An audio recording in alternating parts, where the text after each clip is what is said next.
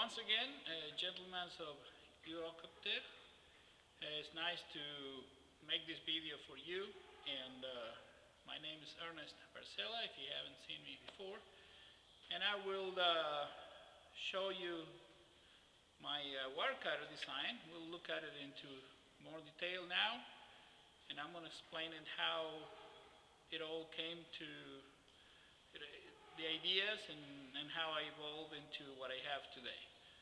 So, Monsieur Fabinek, it's my pleasure to show you this. Thank you. Well, now I have it disassembled on this table, and you can see we have the main body, the guides over here with their the main support, and the testing table, the testing bed for the high-speed pass that I haven't finished yet, but I will shortly. So the idea of this testing, well, I'll explain you later, is to be able to release the cable in front of the wire cutter at high speed. But now let's look at this part, which is you are more interested in. Well, the main body is this housing, as we can see. It's a piece of 6061 aluminum T6 of good quality, and it's all machined from one solid piece. The idea is it's fairly simple, and well, I started working on this thing at least 14 years ago. My daughter just turned out 14, so I've been doing it since then. And I have many different designs in my mind, and I finally adopted this one after quite a bit of trial and error from other previous designs. So the idea is to have the energy that we have in an explosive charge directed to a very precise point, concentrated on very precise points to cut the wire. Well, in order to do that, I have come with this invention, which is what I call the wire cutter. Let me put I want to explain it. So, the idea is to have this piston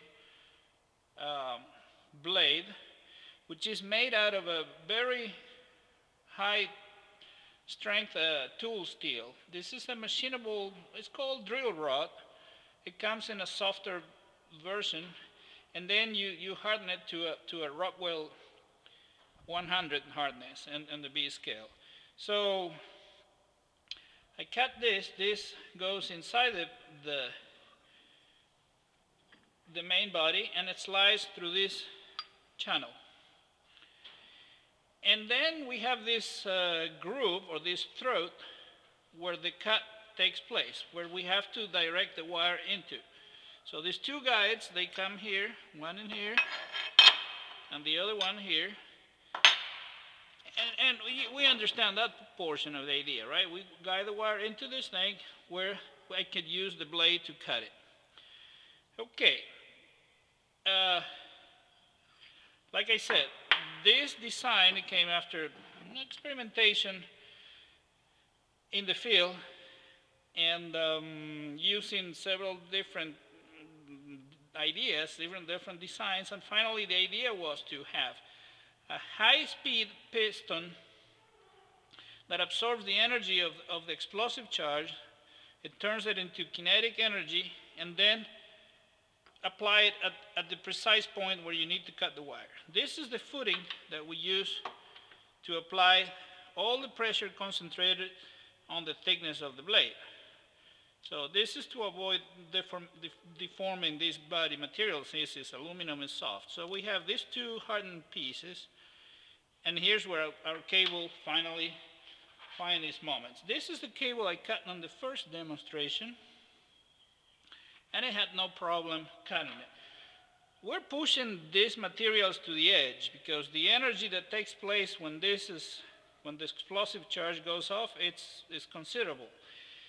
And so these materials, this is fresh, it's been just cleaned after the last use, and is ready to be used again. But you will see after we do one test there is material actually fused to the surface of this. That gives you the idea of how intense this process is. Okay. And then, okay, let me show you the rest.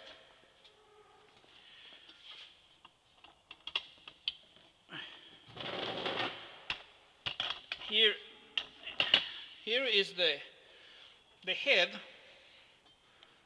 of the cylinder, well, la culasse. We can say in French a few words. I could say a few French words, la culasse, which is machined of the same aluminum. And here comes the chamber, the combustion chamber, or more specifically the chamber where the explosion takes place. And it does outside the piston, outside the main cavity of the piston. And there is a reason for that I will explain later. Here's the head that keeps the charge in position. And then comes the firing mechanism, the l'allumage, or in one piece is well, there's several pieces, but in one piece concentrates the hammer and the firing pin, le percuteur, that pivots in this support that it's all machine part. It's an extra piece on top of the head, and it drops right into the primer of the cartridge. The rest of the components are a firing pin, the trigger, le déclencheur, and the associated components to release the firing hammer and firing pin. So those are basically, and the screws that assemble it together. I have simplified the idea here, and I show you the very basic components of this assembly that I have at this moment with this product, this specific prototype. Of course, the idea is to have, this is a single fire, a single cartridge, single explosion. And the idea is to extend it to a multi-firing one, to at least 3 charges or maybe 4. 4 will be desirable, because we know there is many wires that 3-phase wires that are always in pairs. I mean in 3, and they come 3 together. So if a helicopter has to fly through a set of 3 wires, we'll be able to go with this thing, not only boom, but boom, boom, boom, boom, or boom, boom, boom, 3, at least 3, boom, boom, boom, and have a 4th for spare. So, but we'll talk about that later in the design, how the design might evolve. So this is my presentation of the parts now, and I'm going to show you how it's assembled together next.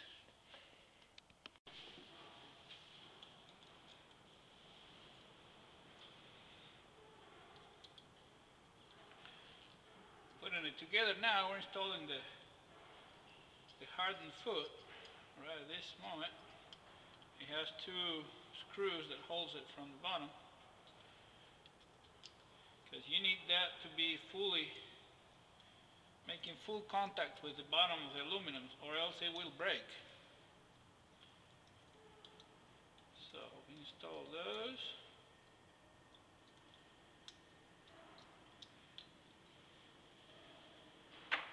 Now we're going to install the piston.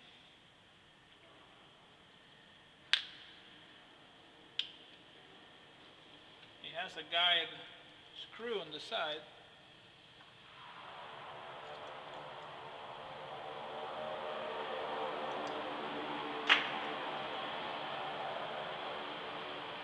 It's not quite the best idea to have a guide screw sticking on the side. It's probably better to cut a groove on the piston itself and put a blade into it. But like I said, in a fully repeating mechanism, it will require a spring to return the piston back up. And okay, for now I use no spring. I just have a retaining clip that holds it on the top position. You'll see that in a second.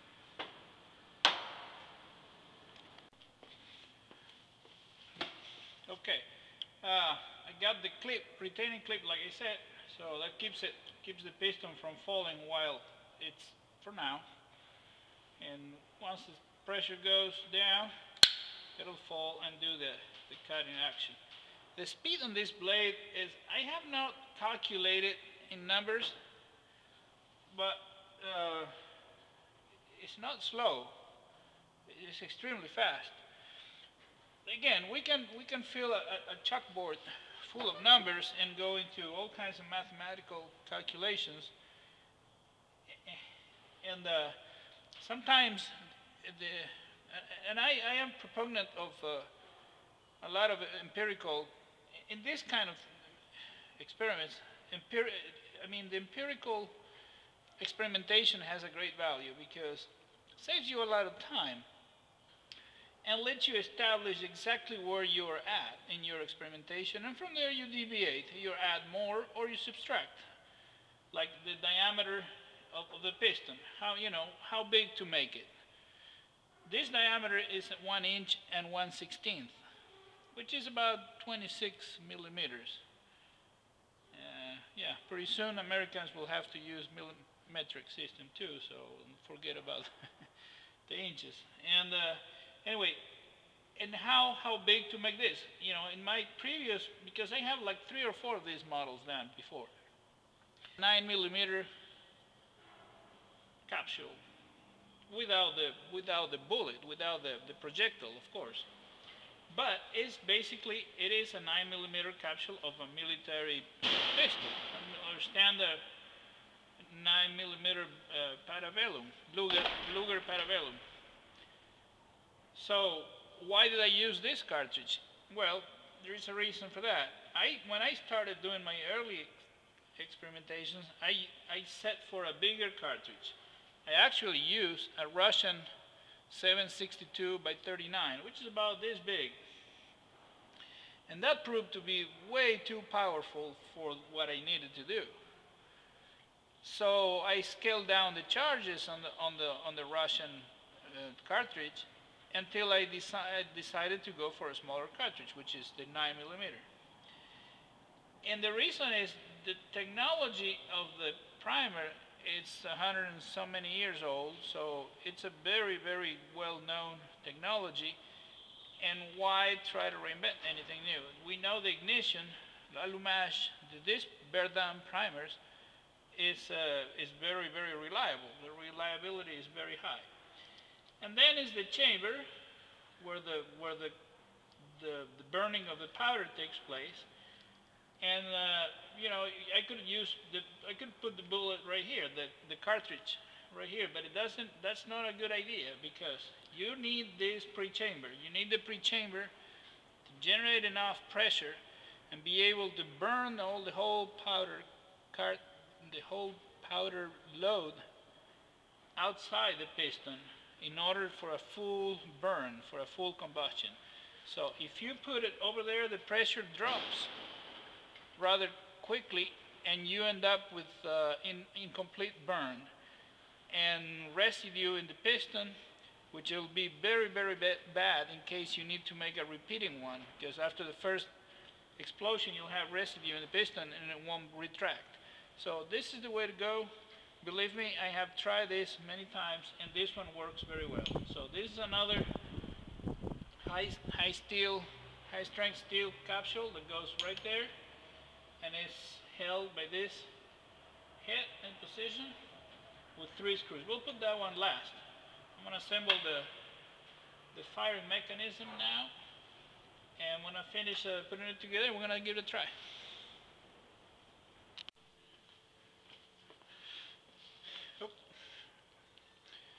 Now we have it fully assembled, and I'm going to check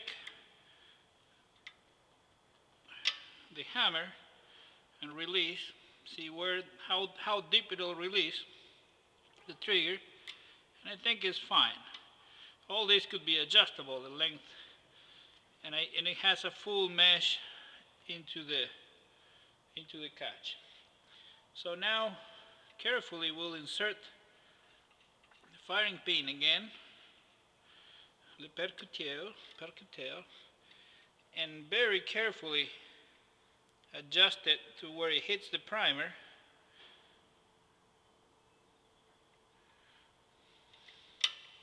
And now it's ready to go. This is serious stuff. We got to do it very carefully. And these 9mm cartridges, they say they're about between 500 and 600 joules of energy stored in that powder. Seems to be adequate to do this job. Of course, if we need to, we can always make it bigger. But like I said, I think for these particular applications, it is just plenty. This is the cable I cut in my first video. And now we're going to try to cut this one. So it's a little larger, as you can tell. It's alright larger. It's 250 thousandths of an inch. It's a quarter inch, which makes it about 6 millimeters. And plus 6, almost 7, I would say. So we're going to give it a try to this one and see what happens. Okay, one more test. The previous one, I forgot to turn the camera on, so I got the cable cut it all right, like you can see, and the capsule burned very well. But for some reason I forgot to turn the camera on, so I'm gonna have to do it again. And here we go. Glove in hand, I put another cartridge, and we're gonna try once more time. Here we go. Try to give it a good.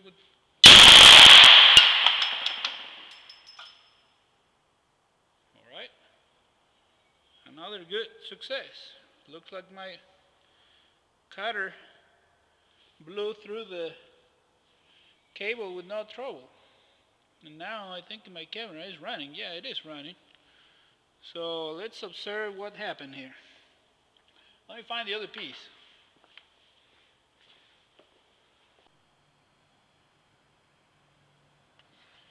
Well, yeah, I found the other piece.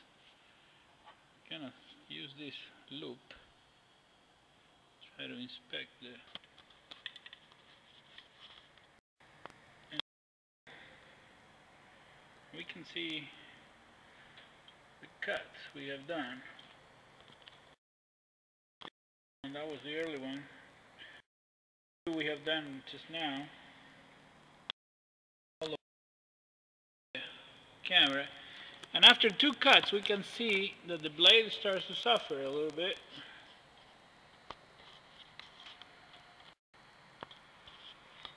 I don't know if it's a good position right there. We can see how the material has fused. I don't know if we could show it very well. Right there. You can see how the material have fused on the blade. And we all understand that after usage this unit has to be taken apart and sent back for recertification. So we're going to stop here.